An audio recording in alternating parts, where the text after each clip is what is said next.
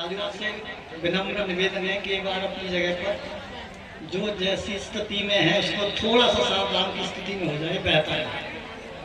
ये तो पता है कि आप थके हुए हैं, इसमें तो कोई शक नहीं। कहते हैं बच्चे के पैर जो है पालने में बता देते हैं कि वो क्या करेगा और कैसे। तो ये तो दिख रहे हैं कि थके हैं, लेकिन माँ थकान को दूर करने के लिए उसको एक घुट्टी पिलाती है। तो आ जाओ, घुट्टी तो क्या पिलाएंगे, लेकिन शक्ति जरूर दिलवाएंगे। चंद्रेश्वर महाराज जी से ऐसी प्रार्थना करेंगे। बोलिए हर हर महादेव।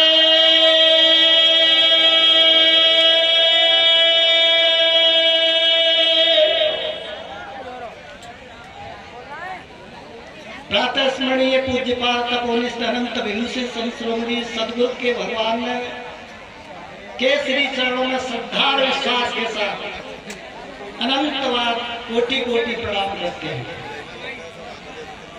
आइए भगवत प्रेमियों में आपको कुछ आपकी परिक्रमा से संबंधित अवगत करा देता हूं, जो शायद आपको अवगत भी होंगे, नहीं है तो उसकी पुनरावृत्ति हो जाए तो बेहतर है।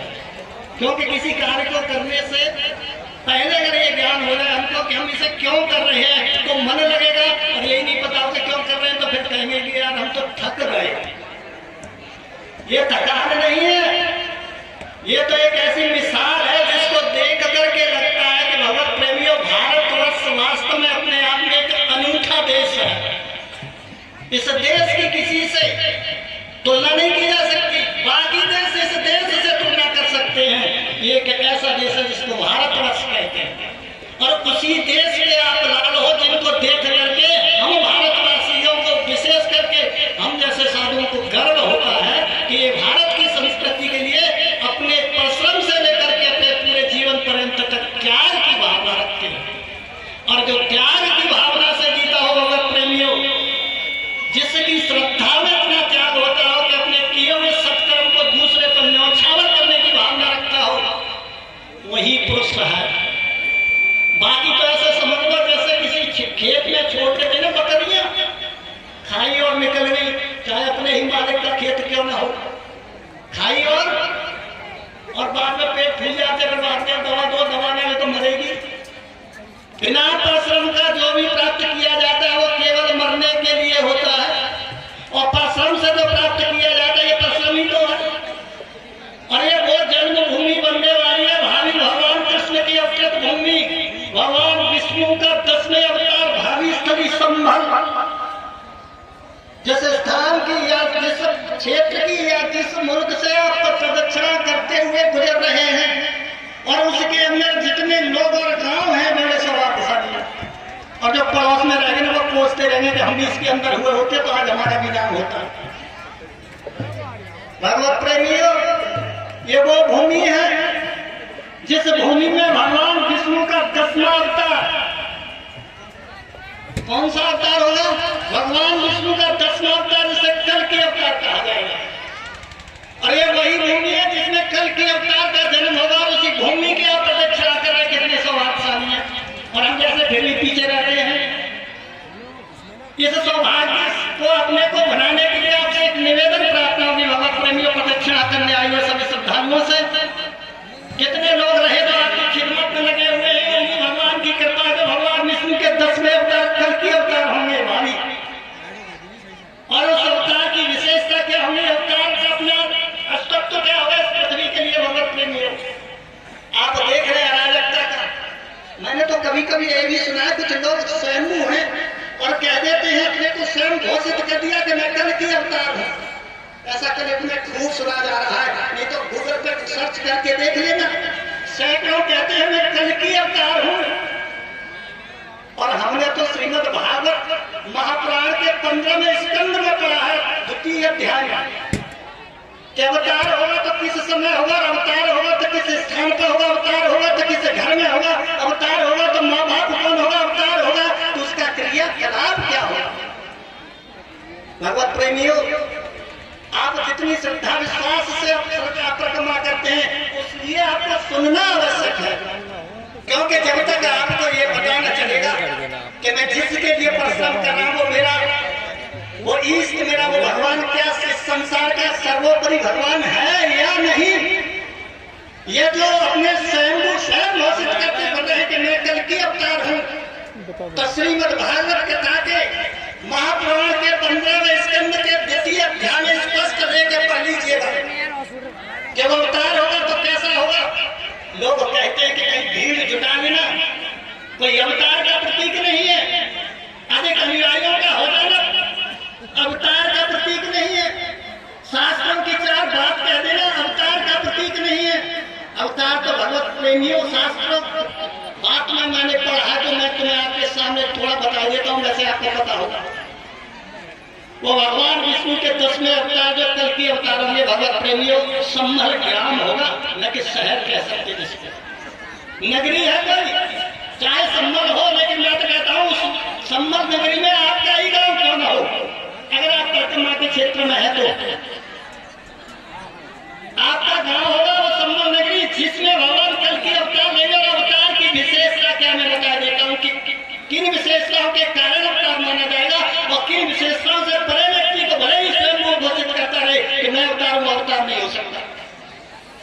कहा जाता है जो प्रतीत कराता है वो सब शरीरधारी मानव ही अवतार है, लेकिन युग का पूर्ण अवतार कौन होगा उसके बारे में सुन लीजिएगा। युग के अंत में जो पूर्ण अवतार होगा, क्योंकि कहते हैं मानव में प्रेम, मानव की एकता, मानव में स्थिरता और मानव का विकास की बात जो करता हो वो युग का प्रत्येक मानव शरीरधारी अवतार हो सकता है, लेकिन युग का अवतार नहीं हो सकता। मानव शरीरधारी युग का नहीं हो सकता, काल का जो अवतार हो सकता है, लेकिन युग का जो अवतार होता है उसे सुन लीजिएगा। और युग का अवतार वो होता है भगवत प्रेमियों जो सार्वभौमिक सत्य को ये व्यक्त करा सके, सर्वोच्च सार्वभौमिक तत्व को काटते तो नहीं।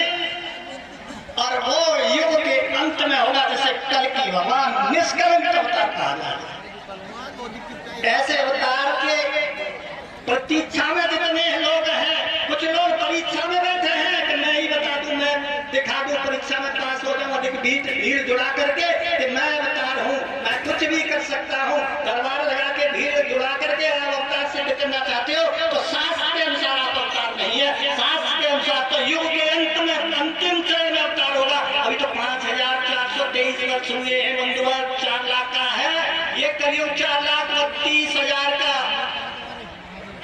और अगर ग्रहों के कारण इसकी आयु कम हो जाएगी तो भी 2 लाख वर्ष चलेगा, क्योंकि हम ही तुम घट रहे हैं तो युगी कौन सा पड़ेगा, ये भी तो घटेगा।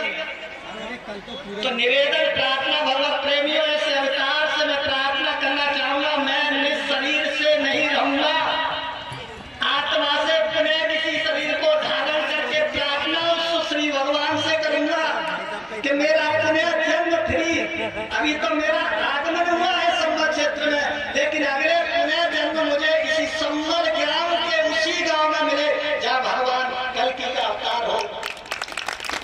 क्या आप भी ऐसी आशा करते हो इस प्रदक्षिणा के बाद कि यही एक प्रदक्षिणा के बाद आशा करते हुए लल्ला हो जाए, खेती में गल्ला बढ़ जाए बस? अरे इतने परसेंट से तो वैसे ही जुटा दिया जाता, वो किसी का गोद ले लिया जाता, किसी में खाद लेके बढ़ा दिया जाता अनाज। इस प्रदक्षिणा की क्या आवश्यकता थी? इस प्रदक्षिणा का तो एक ही फल लेना चाहिए और एक ही फल की आशा होना चाहिए कि हे भगवान, हे 10वें रूप में अवतरित होने वाले भगवान विष्णु कल की निष्कलंक अवतार, आपके चरणों में मेरी प्रार्थना है कि आने वाला मेरा जन्म आपका जन्म हो, जब मैं इसी सम्मल नगरी में जन्म लूं। इस भाव से प्रदक्षिणा करना, भगवान आपकी मनोकामना पूरी करेगी, ये हमारा आशीर्वाद है। आइए थके हुए फिर कहोगे बाबा तुम तो अभी आया, तुम तो अपना लगा ही रहे, हमें भी कुछ खाने पीने दे, हमें भी थोड़ा आराम करने दे। तो निवेदन प्रार्थना और आशीर्वाद है ईश्वर की तरफ से, भगवान विष्णु की तरफ से, अवतार की तरफ से आएंगे तब, लेकिन आशीर्वाद देंगे हम अब, क्योंकि हम उनके हैं, दृढ़ता से विश्वास से कहते हैं हमारी बात सुनेंगे। अगर विश्वास ही नहीं है तो प्रदक्षिणा मत करना, भले बलिदान कर देना, फिर भी कुछ ना, बकरी भी घर में पैदा नहीं होंगे। एक बार जयकारा हो जाए फिर देखी जाएगी जैसे होगी वैसे। बोले गोविंद भगवान, वो बात नहीं है जो बात होती थी। अगर आ जाए रंगशाला महाराज बताओ पैसे